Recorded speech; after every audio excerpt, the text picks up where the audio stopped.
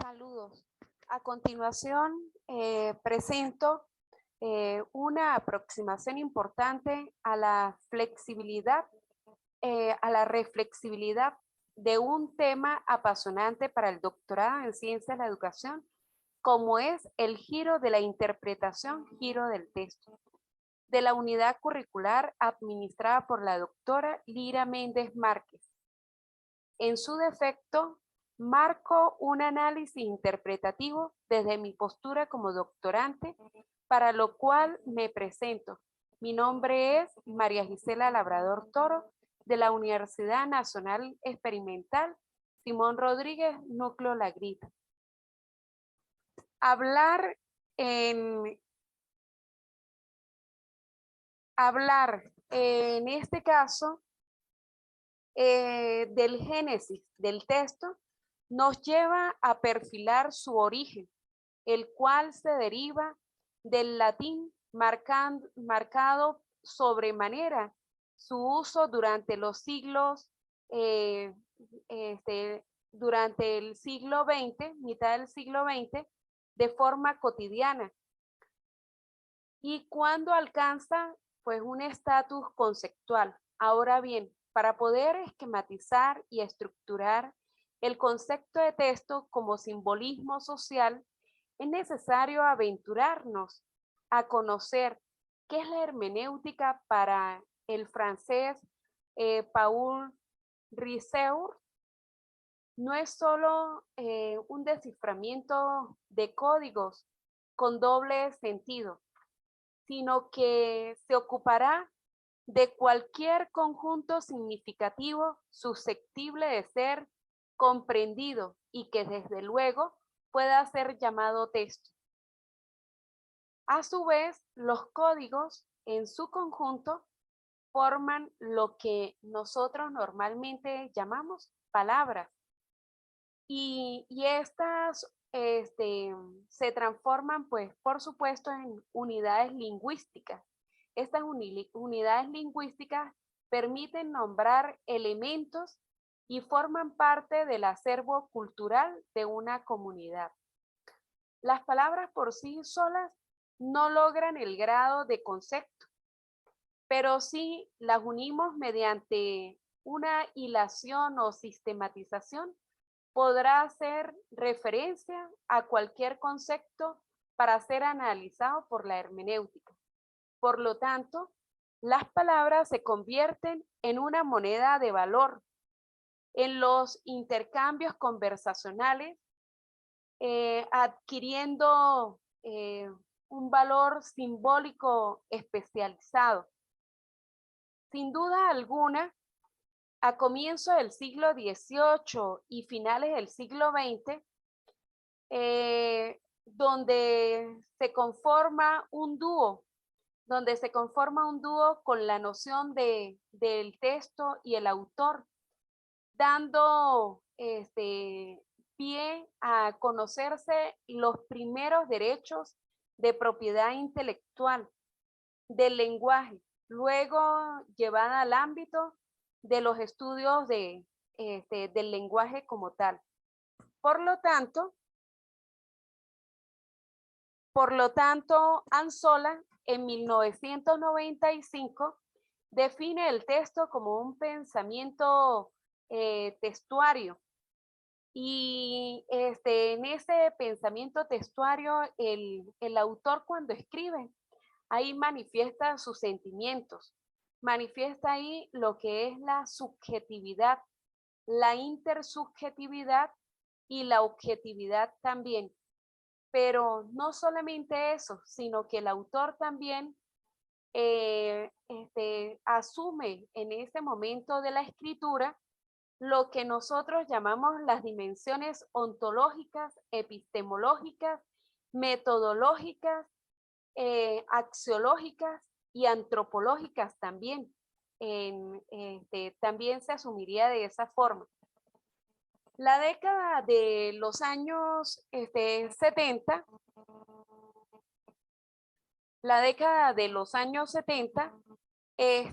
pues en esa época o esa década de los años 70 fue una época muy enriquecedora. Convierte el texto en motivo para reflexionar, para tener la reflexión de cada individuo al leerlo, al leer cualquier libro, cualquier literatura para esa década de los años 70. Para ese mismo marco epocal, en Alemania se consolidaba la textolingüística como disciplina de estudio. De esta forma, en la primera parte de la tesis de Riesel, define el texto como aquello que se realiza como discurso escrito. Todo esto planteado o citado por el autor Mauricio Vélez. Mauricio Vélez Upegui, gran academicista colombiano, que estudió y analizó los principios del texto en la postura enriquecedora del francés Paul Riesel. Sin embargo, Tornos, en 1995, coloca como un bocado dulce un segmento o píldora literaria titulado Del giro antropológico al giro textual, hombres y textos, exponiendo de manera brillante la antropología como el estudio de lo humano e inhumano, para centrarnos hoy día a dar un giro textual paralelamente a un giro antropológico. Para la antropología, el hombre se convertiría en el norte o en el punto central de reflexión. Mas, sin embargo, el autor Tornos menciona que en el diccionario de la lengua castellana define verdaderamente el texto como lo dicho o lo escrito por un autor. En este giro textual se da la importancia a los saberes y la acción del hombre en el mundo. El texto puede ser oral o puede ser un texto escrito, donde se tejen las palabras para ir construyendo saberes o conocimientos. No obstante, puede darse el texto no verbal, como el ballet, al darse los movimientos de los bailarines que se entretejen como las palabras para convertirse en el texto. Por otro lado, se destacan las ideas de Marx, donde abre camino a las ideas de hombre y de cómo se condicionan por la clase social.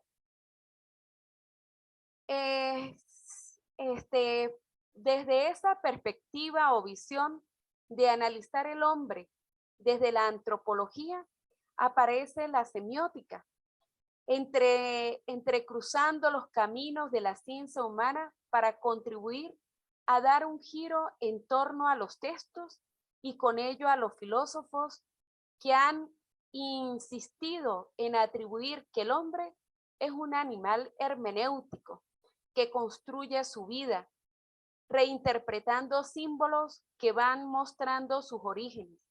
De allí que en la literatura universal hablamos de la Ilíada.